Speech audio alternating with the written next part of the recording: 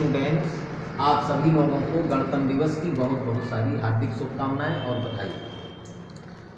Dear students, आज next video में हम आप सबको इंग्लिश ग्रामर के क्लास के अंतर्गत प्रेजेंट टेंस के पार्ट थर्ड प्रेजेंट टेंस के तीसरे भाग प्रेजेंट परफेक्ट टेंस के अंतर्गत ले चल रहे हैं। प्रेजेंट टेंस का थर्ड पार्ट जिसे हम प्रेजेंट परफेक्ट टेंस कहते हैं, और प्रेजेंट परफेक्ट टेंस के अंतर्गत अफर्मेटिव सेंटेंस साधारण वाक्य के लिए हम ये वीडियो आपके तक पहुंचाने का प्रयास कर रहे हैं। तो जैसा कि आप पीछे पढ़ चुके हैं, कंटिन्यूअस तक आपका टोटल पोर्शन जो है रिपीट हो चुका है। तो प्रेजेंट परफेक्ट टेंस क्या होता है? प्रेजेंट वर्तमान काल का परफेक्ट टेंस ऐसे वाक्य जिनमें कार्य पूर्ण हो जाए, कार्य को पूर्ण होते हुए दर्शाया जाए, वे प्रेजेंट परफेक्ट टेंस होते हैं।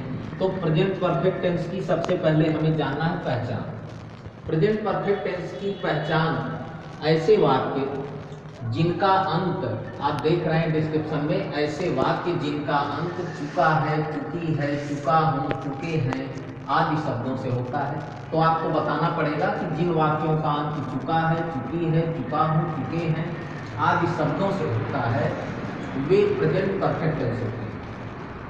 अब प्रेजेंट परफेक्ट टेंस की पहचान आपने जान लिया कि ऐसे वाक्य जिनके अंत में चुका है, चुकी है, चुके हैं, ये सभी वर्ड्स आए, वे प्रेजेंट परफेक्ट टेंस के सेंटेंस होते हैं। एग्जाम्पल के तौर पर जैसे आपने एक सेंटेंस ले लिया, हम किताब पढ़ चुके हैं, या वह नदी में नहा चुका है, श्याम खाना खा चुका है। तो जिनका भी अंत चुका है, चुकी है, चुके हैं आदि शब्दों से हो, वे प्रेजेंट परफेक्ट टेंस होते हैं।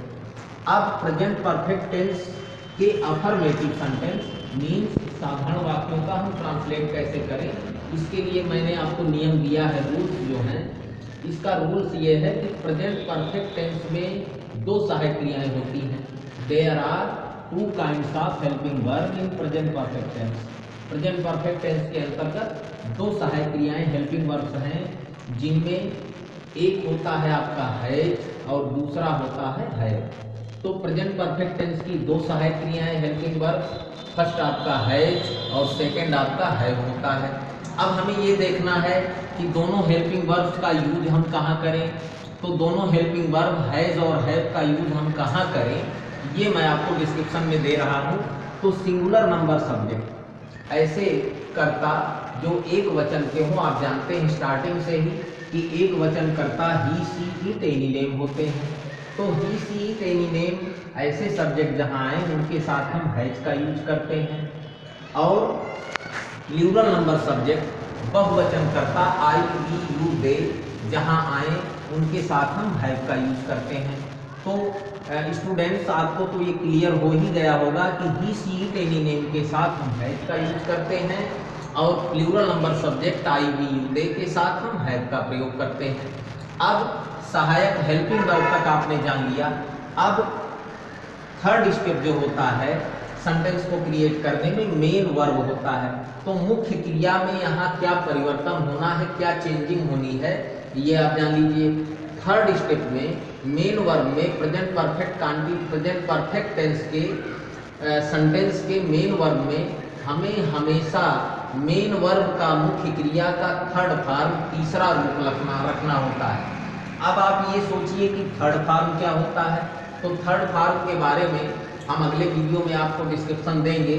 हर जितनी भी वर्ब्स होती हैं, चाहे कोई भी वर्ब हो, वर्ब्स मीन्स क्रिया होती है, तो क्रियाओं का तीन रूप होता है, first form, second form and third form. जैसे आपको मैंने इस तरह से आप कोई भी वर्ब ले लीजिए, जैसे मैंने दे दिया राइट। राइट मीन्स लिखना होता है, या ईट मीन्स खाना होता है। तो आपने देखा कि राइट जो है वो फर्स्ट फॉर्म है। उसके बाद आपका second form wrote, third form आपका आता है रीटेन। Right, wrote, retain.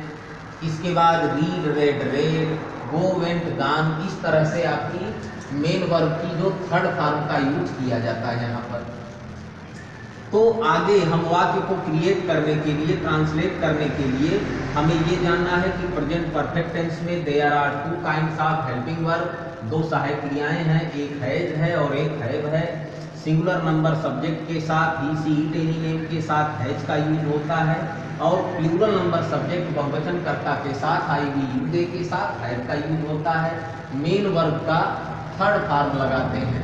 तो तीसरा रूप ये आपको तमाम हेल्प करने वाली जो बुक्स हैं उसमें भी आप फर्स्ट सेकंड थर्ड फॉर्म को लर्न कर सकते हैं। बाकी आगे हम इसके बारे में आपको बताएंगे। अब सेंटेंस को हम क्रिएट कैसे करें, क्रमबद्ध तरीके से कैसे लगाएं। तो सबसे पहले आपका सब्जेक्ट आता है अफर्मेटिव सेंटेंस के अंतर्गत। इसके बाद आपकी हेल्पिंग वर्ब आएगी, अकॉर्डिंग टू सब्जेक्ट कर्ता के अनुसार सहायक क्रिया रखेंगे। सहायक क्रिया के बाद मुख्य क्रिया मेन वर्ब जो है उसका तीसरा रूप थर्ड फॉर्म लगाएंगे। इसके बाद लास्ट में आप ऑब्जेक्ट लगाकर वाक्य को सेंटेंस को क्रिएट कर देंगे, ट्रांसलेट कर देंगे। जैसे मैंने एक एग्जाम्पल लिख दिया है, हम किताब पढ़ चुके हैं। एग्जाम्पल के तौर पे ले लेते हैं कि हम किताब पढ़ चुके हैं। अब आप इसमें देखिए कि सब्जेक्ट क्या है, हम की इंग्लिश वी। तो वी जो है, अब आप वी को आपको जानना पड़ेगा कि वी जो है सिंगुलर है या प्लूरल। आपने कहा प्लूरल है, तो यहाँ पर आपने लिख दिया वी। इसके बाद अब वी जो है प्लूरल नंबर सब्जेक्ट है, इसलिए इसके साथ हैव का यूज आएगा, वी हैव।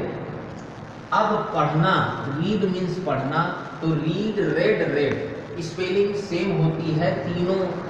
तीनों जो है फॉर्म जो है first form, second form, third form, spelling same होती है, केवल उसका प्रोनाउंसिएशन डिफरेंट होता है। तो यहाँ पर आपका सेंटेंस बन गया we have read the book.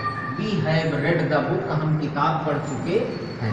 इस तरह से आप प्रेजेंट परफेक्ट टेंस के अफर्मेटिव सेंटेंस साधारण वाक्यों का ट्रांसलेट आसानी से कर सकते हैं।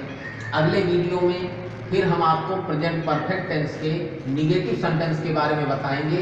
तो मुझे उम्मीद है कि प्रेजेंट परफेक्ट टेंस के अफर्मेटिव सेंटेंस को इन नियमों के मुताबिक, इन नियमों को आप पढ़ेंगे और जानेंगे, देखेंगे, और देखकर आप जो है ट्रांसलेट करने का प्रयास करेंगे।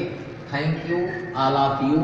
और गणतंत्र दिवस की आज के दिन आप सभी को, पेरेंट्स को और डियर स्टूडेंट्स को, फ्रेंड्स को, सबको हमारी तरफ से हार्दिक शुभकामनाएं।